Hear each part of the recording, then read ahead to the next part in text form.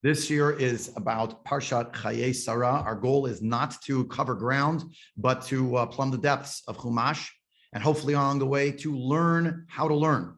So that's the idea. And it does involve, of course, engaging the text of the Chumash, and especially trying to understand things not only in our own terms, which is an important jumping off point in terms of formulating questions and seeing some of the background of what we already bring in terms of our knowledge base about various elements within Chumash, but then to open up the works, the great works of the various commentators throughout the ages, from Chazal and until today, in order to understand things in a more, hopefully, enriched fashion, making sure that we're not just engaging Torah Shebichtav, the written Torah, but also the Torah Sheba'al Peh, the oral tradition that accompanies it.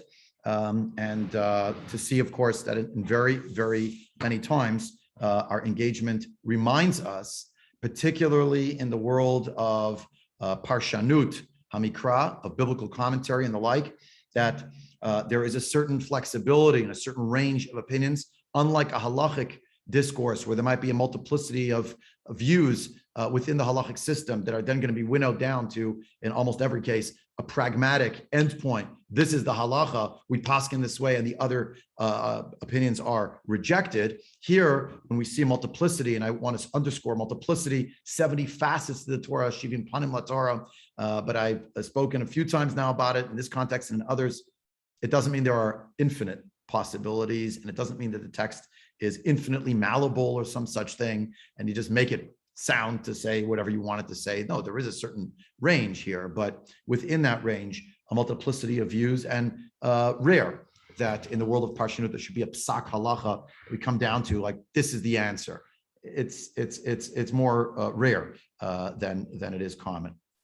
Parshat Chaye Sarah begins with the death of Sarah Imenu, and I know that the main question that is a carryover to our learning last year, 5781, is the question of where was Sarah Imenu for so much of what happened in Parshat Vayera. She was front and center in Parshat Vayera, obviously, whether it was the reality that Avram Avinu already knew about the fact that God was going to provide Sarah and he a child, in addition to the child he already had, Ishmael. He already was promised this. He already knew the child's name was Yitzchak. Yet in Parshat Vayera, the opening section of that parsha is about Sarah Imenu learning the news on her own terms from Malachim who come to visit the tent of Avram Avinu and Sarah Imenu. Further, after the birth of Yitzchak Avinu, what happens there with Ishmael and the expulsion of Ishmael and Hagar from the home, as showing Sarah Imenu to be really very much front and center in the parsha, in the story.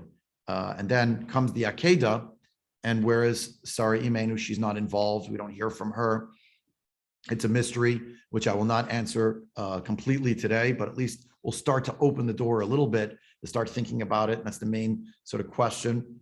But also the fact that among the Imahot, we don't learn about a long story about the burial of Rivka Imenu.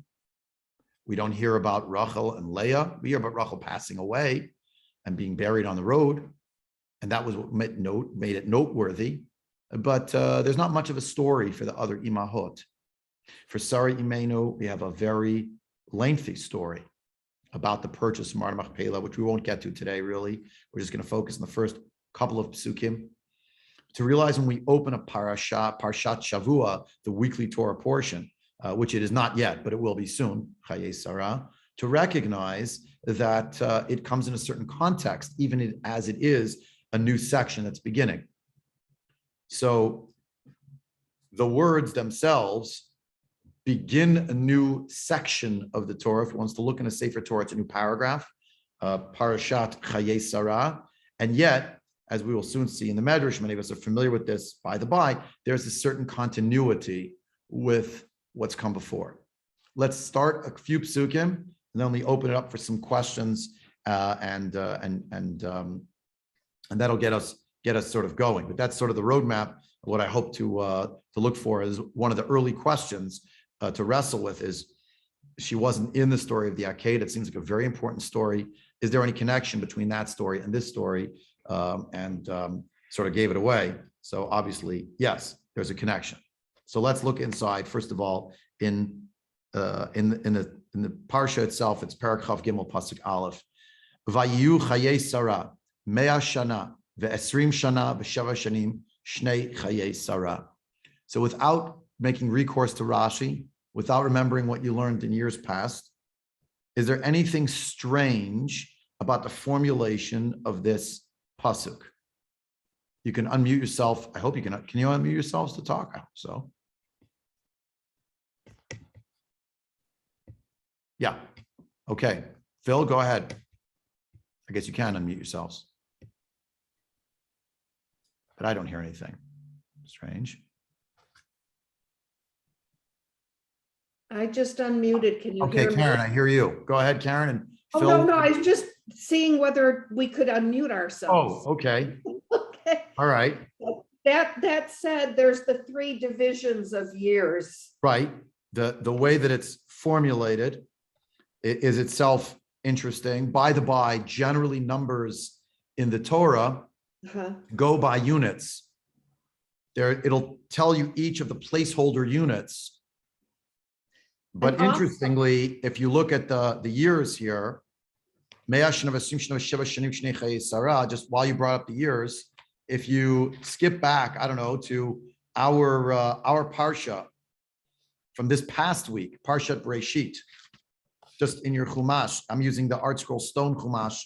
So if I flip back to, I don't know, page 24, it's just interesting that sometimes the Torah will tell you the units by hundreds and tens and single digits, and sometimes it'll tell you the number single digits, tens, and hundreds units. So page 24, if you look in chapter 5 of the Torah, if you have another kind of Chumash, chapter 5, all right, so you learn here that you have here the syntax. All of the years of Adam, verse 5, is 930 years. So that's the hundreds and then the tens. But when you look at all the other ones, through all of the genealogies, I'm pretty sure it dafka goes single digits, and then the hundreds digits, the ten digits, and then the hundreds. Okay. Yeah. So I mean, you could say, well, Adam's like that. Well, you could say, well, Adam's a pretty important person. But you notice that when we get to Sarah Imenu's chronology of her years, and you can find this, by the way, if you keep going. Let's say you go in Parshat Noach. There's also a whole list, a genealogical list. It's very long. On the face of it, pretty boring. There's no other word for it. Until you start realizing, there's actually some very, very important information that's being conveyed to us in these chronologies. But if you look at, also it's page 50, just flip to a page, chapter 11, verse 10 and onward, you find that the years are generally given to us from the smaller units to the larger. When it comes to Sar Imenu, it tells you Mea Shana ve'esrim Shana v'sheva Shanim. Just the order, the sequencing of that is winnowing down. You know, to our ears, it's more natural. How old was that person? Oh, they were 127. You don't say they were 7 and they were 20 and they were 100. But it doesn't say Mea ve'esrim v'sheva Shana. It says Mea Shana ve'esrim Shana v'sheva Shanim, as Karen pointed out, the tripartite division of her years, right? And of course, the beginning and the end of the pasuk, brackets on either side. These are the lives of Sarah. Vayu Chayei Sarah, right? Which literally means that's her life. And the end, Shnei Chayei Sarah, the years of the life of Sarah. So the life and the life, there's like brackets here. Why is it bracketed? Why is it Shana, Shana, Shanaim? Why is it hundreds to tens to single digits? Shelly, go ahead. Why is it by you? When I'm looking, you go back to chapter 5, and it says, verse 6 will say, Vayechi Shet, Chomesh Shanim Umeyat Shana. So it's Vayechi. Why is it here with Chayei Sarah, Vayu? Right. Well, actually, if you look at that end of each of those paragraphs, some of them actually do say Vayu. So Metushelach is Vayu Kol Yemei Metushelach. I'm going kind of backwards. Okay, well, it's not like me writing an essay, in high school and using a bunch of synonyms just to try to make things me look smarter. If it says Vayu in one case and it says Vayechi in another case, it means something. No, for sure. I'll focus your question even further. It's Vayu Kol Yemei, so-and-so had so many and so many days. And here it's Vayu Chaye Sarah. And the word Chaye in English, you would translate as her lifetime. That's what Art School does. But it could have been Vayu Shnei Sarah. Here are the years of Sarah. Or Vayu Yemei Sarah. But it's Vayu Chaye Sarah. And the word Chaye actually can also be very easily read as in the plural. The lives, plural, of Sarah. In English, you would say pejoratively, someone lived, a double life. In this case, it's just not meant pejoratively. She lived multiple lives, but not as a split personality, but not as a, right? And that's, my point is when you look just at the pasuk, its syntax, you compare it to what came before, you look at the fact there's repetition in the pasuk, all of these are clues and entry points into a deeper understanding of something that's going on. Karen, go ahead, sorry. Yeah, I was just wondering, Rabbi, as I do often when I'm reading, language changes in different eras. So when I read things like this, I don't know whether at the time the Torah was given, people in general gave age that way, and we just shortened it, 3,000 years later. So I don't. That's what I'm saying. In the time of the Torah, typically, when it gave an age, it was the single digits and then the tens and then the hundreds. But when it comes to Sarah Imenu, look what it says: hundreds, tens, and single digits. So this is the. This stands out for me as a reader. Is at that time. It's backwards.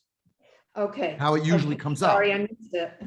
Now when you go later in the Torah, let's say it tells you like someone's age.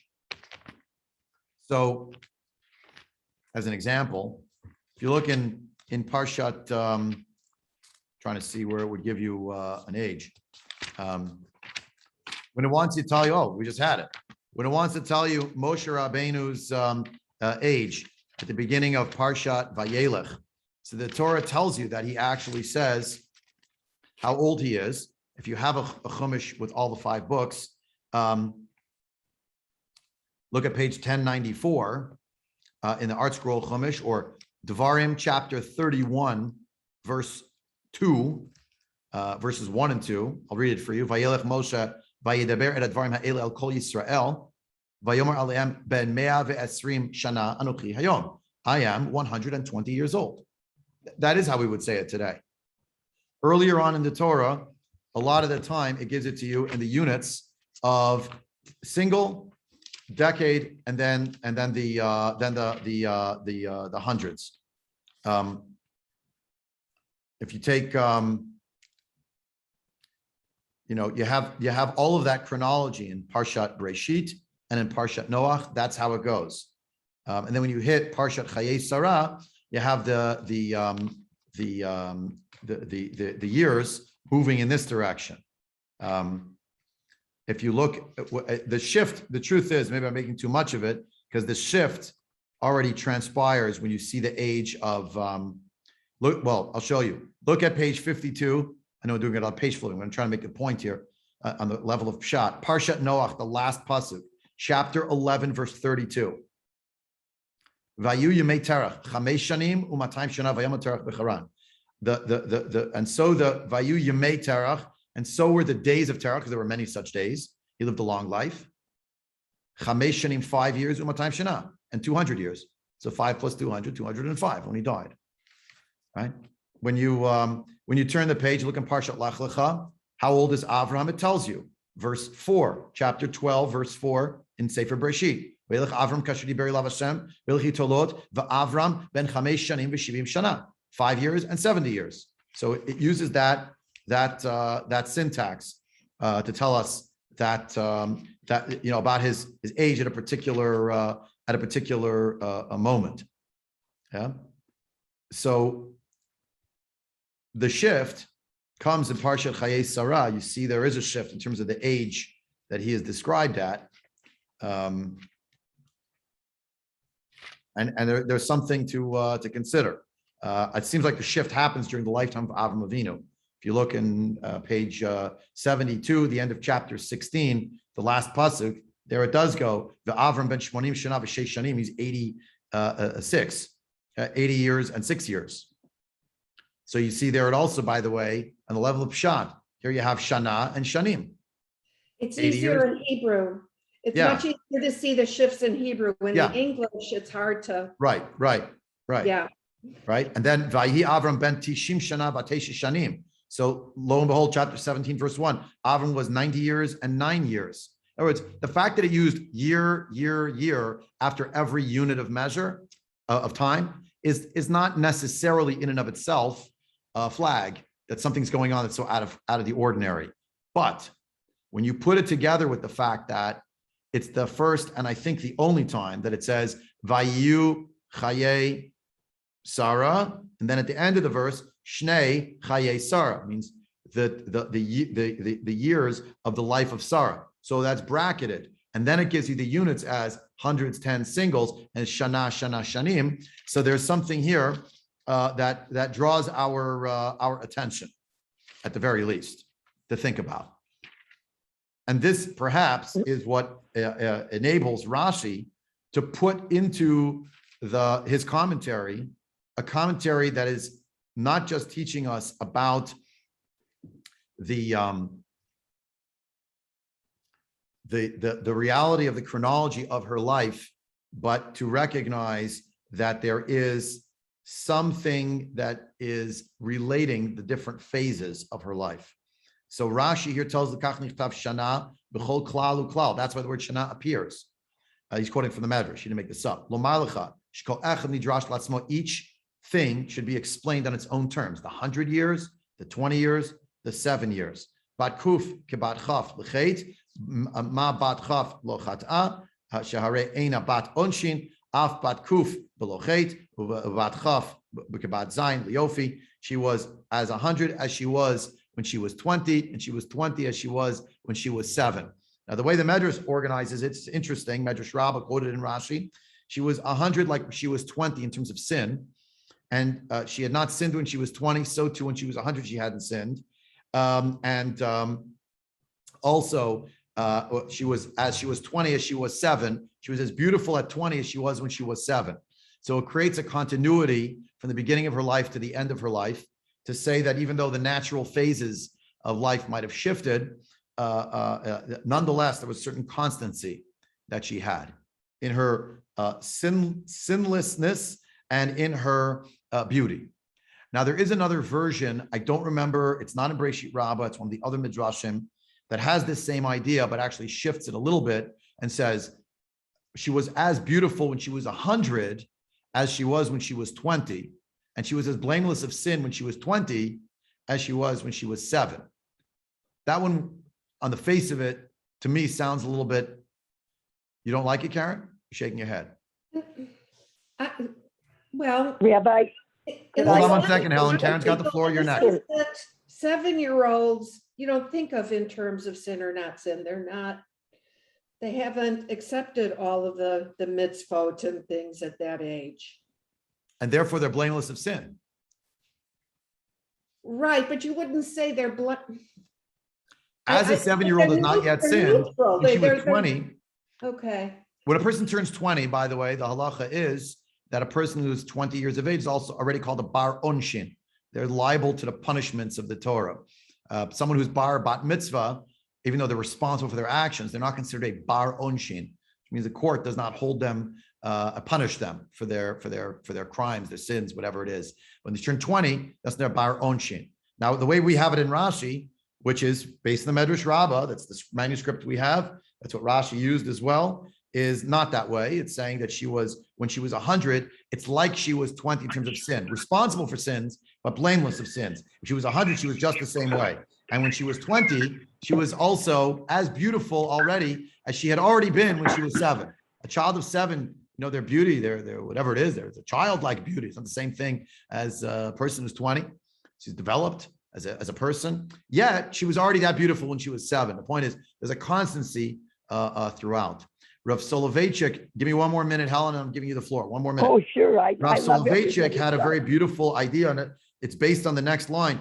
Shnei Chayei Sarah. Why does it repeat again? Kulan Shavin Latova. They were all just as good in terms of their goodness. They were all equal in terms of their goodness.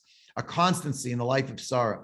And of course, the Rav Soloveitchik, in his beautiful book in Abraham's Journey, it's also in the Rav's Chumash, it's excerpted from various other places, writes very beautifully about this is the life of a patriarch or a matriarch, is that they have the capacity to be both old and young. And they could be old while they're young, and they could be young and youthful while they're old. And the degree to which it's a state of mind. The Rav quotes from there's a Gemara in Baba Kama on Tzadi, I think it's Tzadi Gimel, that Avram Avinu minted a coin. And what coin did he mint? It was a coin that on one side had an old man and an old woman. And when you flip the coin, it had a young man and a young woman.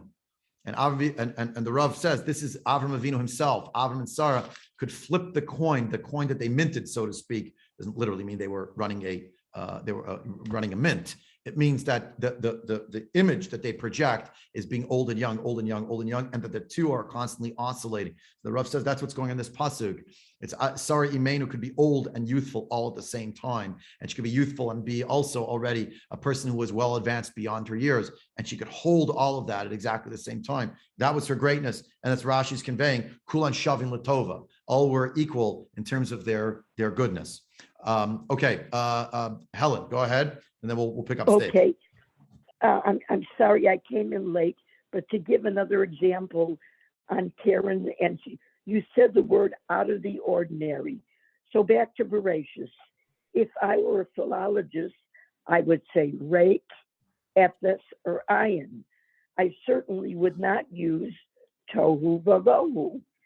And so we're speaking about an out of the ordinary situation where normal words would not suffice.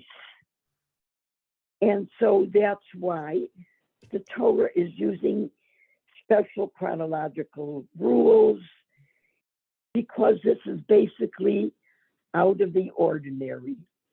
And that's what I have to say. Good. No, good. I agree with you. But I was just trying to point out here the run up to this opening up the first Rashi is to appreciate what is Rashi's question. So it says her name and it says her years. Okay, it tells you that every person, it tells you their age.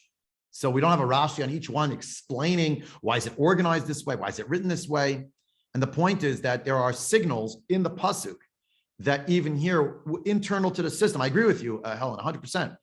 But internal to the system here, we want to understand what makes this pasuk particularly stand out. Oh, because it's sorry, Imenu?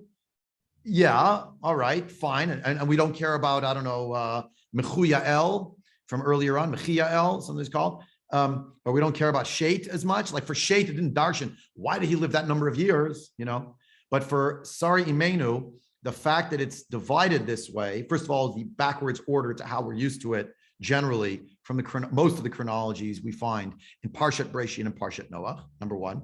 Number two is the division of each one with Shana, Shanim, which in and of itself is not incredibly remarkable because we do find it elsewhere as well, where each of the units, hundreds, tens, and single digits, has the word Shana or Shanim associated with it. But once you put the brackets, the before Vayu Chayei Sarah and the ending Shnei Chayei Sarah, it starts. That's what makes it really stand out. So the Medrash, its job is to fill in gaps. Its job is to help us understand the deeper layer of meaning that's going on. But more than that, for Rashi, his job is which Medrash do I choose and say this is close to the Pshat? What makes it close to the orbit of the Pshat? By the way, not everyone would agree. Other Parshanim Mikra didn't bring this Medrash because they feel it's a beautiful idea, but that's not what the communication of the pasuk really truly is. The true communication is simply the years. No, says Rashi, you're missing something. You're looking at it much too concretely to think that the organization here is just happenstance. It's something deeper going on, which is something about Sarah Imenu's character, which by the by, it's very nice to think about. There's no parsha named for Avraham or for Moshe. The question for later is, why do Korach and Balak get parshiot named after them, right? And Yitro, there's always drushes about it, but there is no parsha named for Sarah either. It's Parshat Chayei Sarah. It's about the life that she led and the idea that she was living on multiple planes as an old woman, even when she was young, as a young woman, even when she was old. All of this was part and parcel of who she was. And Kulan Shavnei Tova Shnei Chesed, these are the years of the lives of Sarah. Yeah? Rabbi? Yeah, go ahead. Is that Shoshi? I can't hear. Talking about multiple years. Wait. Who said that? I got thrown off. That was Shelley? Multiple years? Yeah. Yeah, it's multiple years. I didn't mean to take Shoshi's side. Okay, wait, go back to Shoshi. We'll come back to you. Yeah. Shoshi, go ahead. Hi, good morning. Good morning. Welcome back. Thank you. So only one pasuk even mentions Sarah. It's the parsha is Chayei Sarah, but there's no Sarah in there. Well, she died. She's in absence for sure. And that's it. For Done. sure. But We the move point, on. it's headlined, and the headline is, it could have just as easily been, just so you realize, the parsha could have just as easily been called Parshat Vatamat Sarah. No? Or it could have just been about what comes next. Well, what comes next is Avram buries her. The Torah wants us to know the whole burial story, the purchase, the whole thing. We're going to get to all that. But the headline pasuk is about the fact that she lived. She lived as 127. She died. She was 127 years old. Again, the arch Pashtan looks at this pasuk and says she lived 127. That's how much she lived. There's no deeper meaning to it than of years she lived. She just lived that number of years. But Rashi says, based on the Medrash, you're missing a deeper layer of interpretation of the meaning of what's going on. Shelley was next, and then Karen. Shelley, go ahead. Okay, it seems to me that that if you're going to put Sarah into these categories of life, the most important category of Sarah's life is after she's dead and what her legacy is. And there's nothing put on that. I mean, there's a lot put on her legacy. There's a lot put on her legacy, actually. Well, not so much if you're the way they're putting it into these three things. And I don't like to look at a 7-year-old's beauty. Maybe I've got a 21st century mind, but that's why I just told you there's another medrash. I don't remember where I saw it, but there's another medrash that reverses it and says that she was as blameless when she was 20 as she was when she was 7. And she's as beautiful at 100 as she was at 20. That's why I brought up that medrash, Shelley. That was why. Good. Yeah, that was the point. But I'm just telling you, Rashi doesn't have that version in manuscript. So, okay, Karen, and then Debbie. Okay, I'm just going to throw this out. It just popped into my head that we just finished reading the Akedah. Avraham survived. Yitzhak survived. Here we go. You would assume if you didn't know what was coming next, Sarah survived. So here you have Parsha Chayei Sarah. And then it starts, boom, she's not alive. So it's that, if you're reading it for the first time, when you read in that first sentence that she died, it hits you like a hammer based on the title of the Parsha and what just came before. And in fact, that's the second pasuk, right? Vatamat Sarah b'kirat arba hi Chevron be'eretz Canaan, vayavo Avraham lispol Sarah v'livkota, and Avram came to eulogize her and to cry over her. Rashi right here, based on the Medrash, draws this link. Vayavo Avraham, big mystery. He was in Beersheba. That's a big mystery. Debbie, I didn't forget you. Just let me finish the thought here with the Rashi. And Rashi writes, Lispod l'sar v'liv kota. Rashi tells us, based on the Medrash Tanchuma and the Pirkei Eliezer, which we will open up if there's time today. V'nismecha mitat Sarah la'akedat Yitzchak. The death of Sarah is juxtaposed. It's the story after the death of Yitzchak. Lafisha ayidei b'sorat ha'akedah, because she heard news that the Akedah had happened. He was prepared for slaughter, and he was nearly slaughtered. He was in the end not, but almost slaughtered. Parchanish matami mena v'meta. Her soul left her and she died, which to me only redoubles the sense of tragedy of it. Exactly, like Sarah's alive, Avram alive, Yitzchak's alive, Sarah's alive. We imagine But we're that. supposed to feel it. That's why it's named what it is. Yeah. That the reader hears Yeah. the title of the parsha, and then we have that same hit in the head with a baseball bat. Yeah. And That's it. according to Rashi, the two stories are somehow juxtaposed near one another, which is shocking and staggering, right? It is because of this juxtaposition and this strong tradition that these stories follow one on the heels of the other that we say that Yitzchak Avinu is 37 years of age at the time of the Akedah.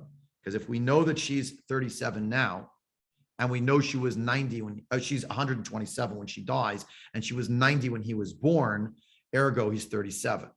That's the sort of the logic. If we put the two stories together, which is if the Medrash does put them together and wants to see the life of Sarah and in some way complete, or maybe in some way cut short as a result of the Akedah. That's what it sounds like. She heard the news and it caused her to die. We'll come back to this in a minute, but let me pause for a minute. Debbie, you've been waiting patiently. I'm sorry. And then after that, I'm going to show you the Medrash Rabbah on the screen and the Pirkei Eliezer. No worries. When you were starting to set up the contrast, that Rashi, I don't know if it was only Rashi talked about, to me that hit the nail on the head.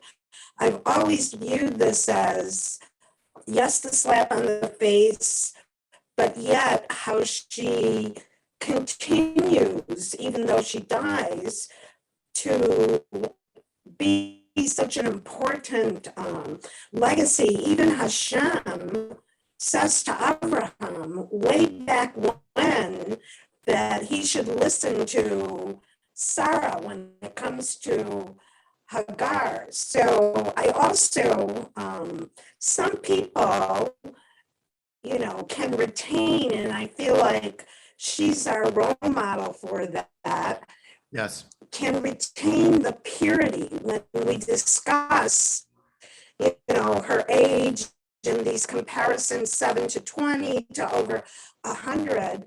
And if we're lucky, we know people like this in our lives, that they age, but because of their neshama and connection to Hashem and who they are, they can retain that quality of pureness that we typically only see in younger people. I have, my mother's name is Hi Sarah, and Larry read the Haftarah when Jamie and Larry got married, the Hi Sarah Haftarah.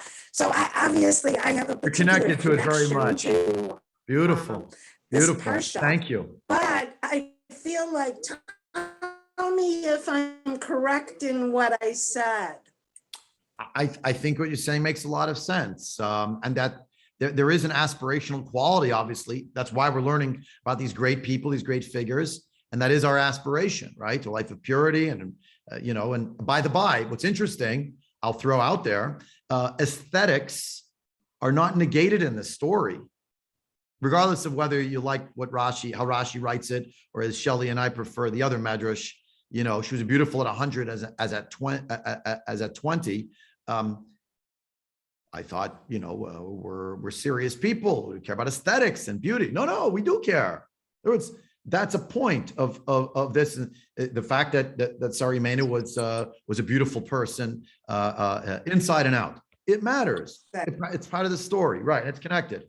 I really want to show you the Medrash that I started with a minute ago. So you just give me a couple minutes just to show you the Medrash, just to open things up a little further. This is the Medrash Rabbah that Rashi used. This is one of the oldest Midrashim, not this copy, but one of the oldest Midrashim that we have. Rashi had this Medrash Rabbah on Breisheet, is one of the earlier ones, as opposed to some of the later ones that were actually composed a little bit later. It's on the earlier side.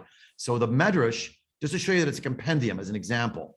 Vayavo Avraham lispoil Sarah. Avram came in order to eulogize Sarah, right? So Rashi on the page says, well, where did he come from? He came from Beersheba because that's the last place where he was. We'll have to analyze that another time. Like, why was he in Beersheba? Why didn't he go to Hebron if he knew she was there? Like, were they living apart? What's going on? That's not for today. But just look at Rashi, what the Medrash does, and you can see where Rashi took the idea. Vayavo Avram lispoil Sarah. Can everyone see this? I hope you can. Mehechan ba. Where did he come from? Rabbi Levi Amar, Mikvurato shel Terach l'Saraba.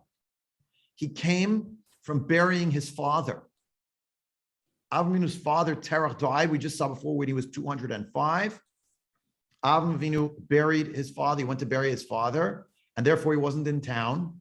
When his wife passed away, he went funeral to funeral, Nebuch. Option one. Amali Rabbi Yossi.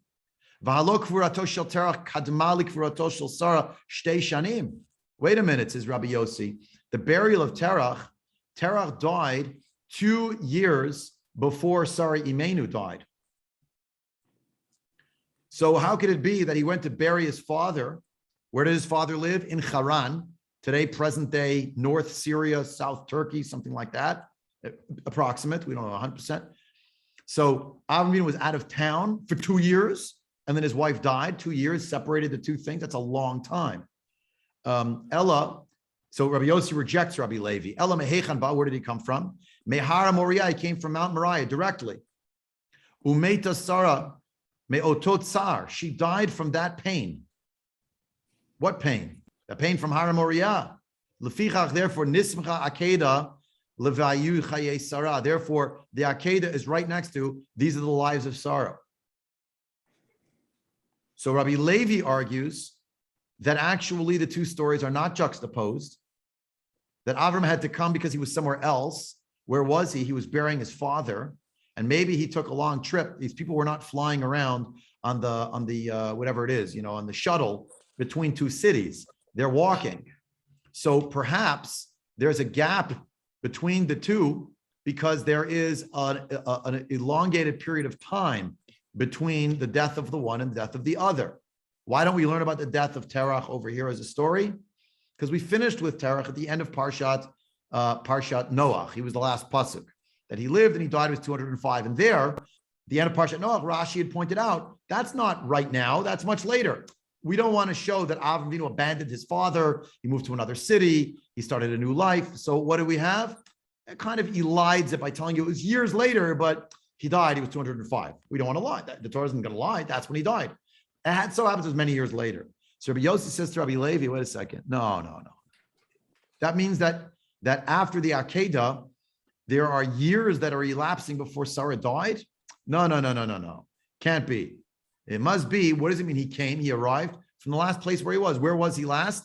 And he doesn't say he was in Beersheba, but he says he was on Hara Moriah.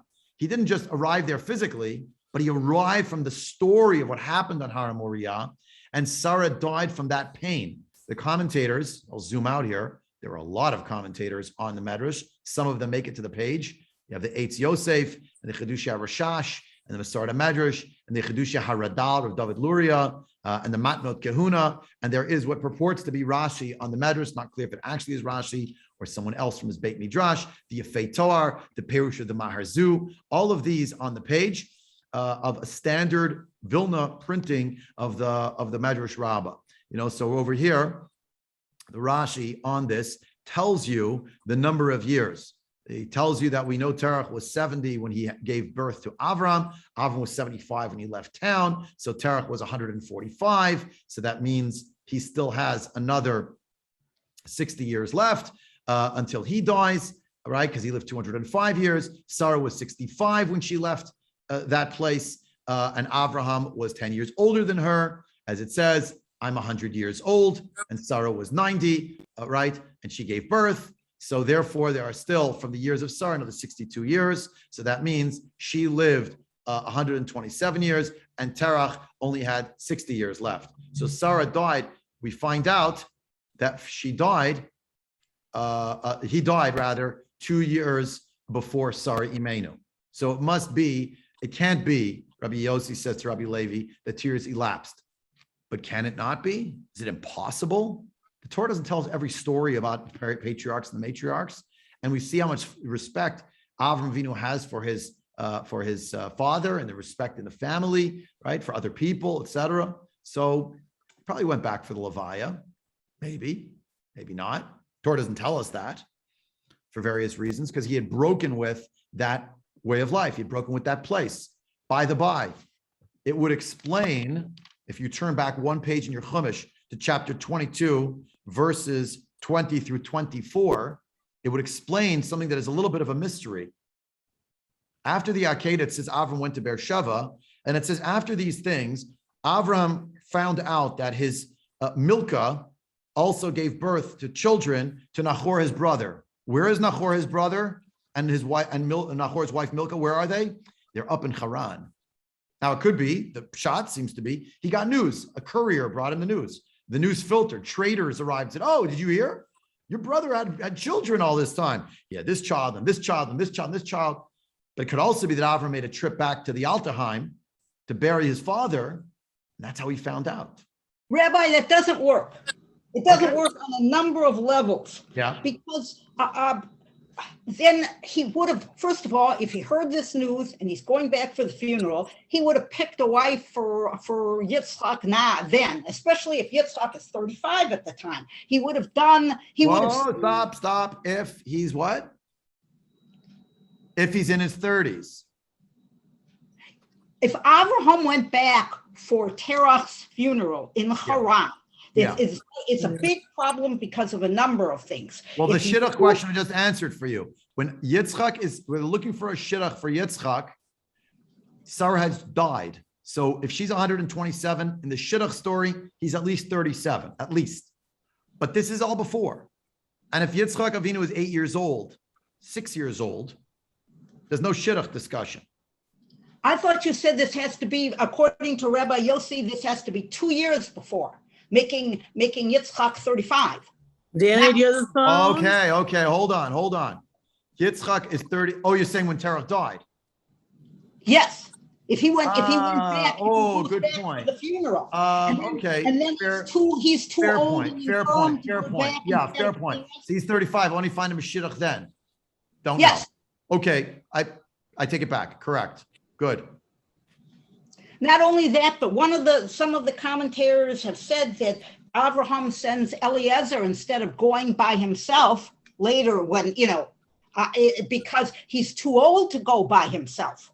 So he's too old to go by himself after Sarah dies, but he's old. He's not too old to go back for 2 years earlier for Terach. Granted, it's possible. Again, I could still answer your questions by saying things like, you're right, but according to Rabbi Levi, he could just have gone back because his wife had not yet died and he wasn't yet beaten down by the suffering of life to such an extent. And so he pushed himself for that. But after that, he said, I just can't keep going. I just can't travel anymore. He suddenly aged a lot after his wife died. Look at how few things Avram Avinu, relatively speaking, is involved in from a covenantal perspective. Further, maybe he didn't find a shidduch for him. Maybe he did look.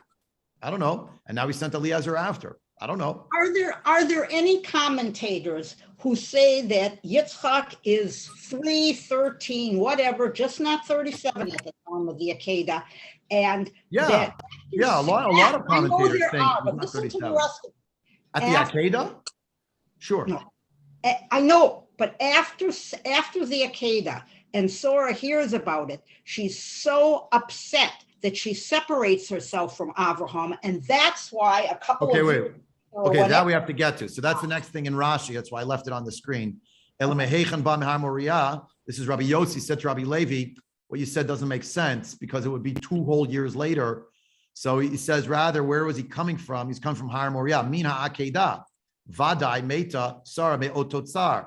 She died for sure from that pain. Teda Shekain. Teda Shekain. You know that's true. Shahari Bat Tishim Shana Yalda at Yitzchak Umeta Bat Kuf Chav Zayin. Nimsa Yitzchak Shemeta Sarah ben Lamed Zayin Shana. Become the Bishara Akedah Haya Yitzchak ben Lamed Zayin Shana. Rashi takes, at least Rashi, ascribed to Rashi here on the Medrash, takes as a given that, of course, we know that for sure he was 37 when the Akedah happened. And therefore, it's so obvious that's and then she died immediately thereafter. She died immediately thereafter. It can only be a result of the Akedah somehow. Now, were they living apart? Was it related to the Akedah? And what's the backstory? Is there a backstory? And we still have to sort of wrap our heads around why would Sarah and Imenu be dead as a result of the Akedah? Out of success, it's like they snatched defeat from the hands of victory. The Akedah worked. Everyone's so happy. Sarah died. And that we have to come back next week to see, because we're just after 10 o'clock. And I made a pledge this year that I'm not going to go too far over time so that we can have more people stick around and not peter out. So let's get together again. Anyone wants to join on Thursday, Navi at 9:30 in the morning. Even if you never joined it before, it's a perfect time to jump in. It's on Zoom. It's in person. We're in chapter 4 of Malachim Aleph, but it's the beginning of a new unit. It's the construction of the Beit HaMikdash. For those who know more in the past, fine. If you don't, perfect time to jump in. And we'll resume this year, God willing, next Monday. Adkan for today. Wish you all a great day. Rabbi, Be well. can Thank I you. just do, can I just do one more addition? You can, but I want to try to hold to time in general. So let's say we'll make an exception this time, but if you don't mind in the future, Okay. I want to try to finish as close to 10 o'clock as possible. Okay. Go ahead, please.